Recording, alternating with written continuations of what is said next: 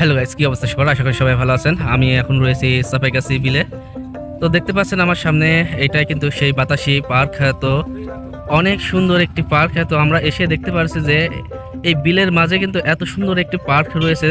তো না আসলে পরে আমরা কিন্তু বুঝতে পারতাম না। তো দেখতে পাচ্ছেন কিন্তু আস্তে আস্তে কিন্তু এইসব পার্কগুলো একসময় গড়ে উঠবে অসাধারণভাবে একটি পার্ক হিসাবে।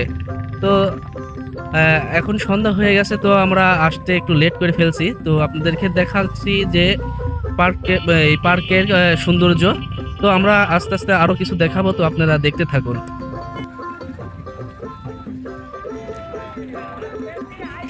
তো পার্কের হচ্ছে আমার সামনে রয়েছে কিন্তু এই ফুচকা এবং চটপটির দোকান।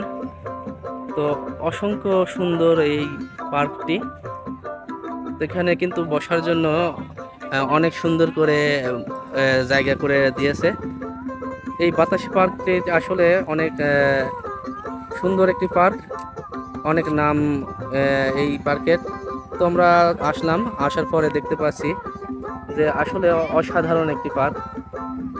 তো বন্ধুরা, আপনারা একটু দেখতে থাকুন।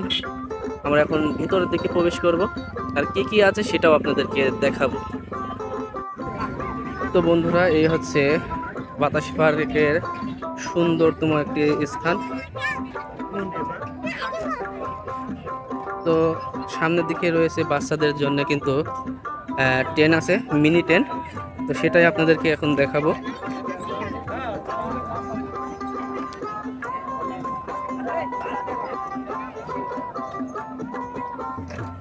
অসাধারণ একটি জায়গা, অল্প একটি জায়গার পরে এত সুন্দর কিন্তু এত সুন্দর করে একটি সাজিয়েছে এই পার্কটি। তো নামও যেমন, কামেও তেমন, বাতাসি পার্ক।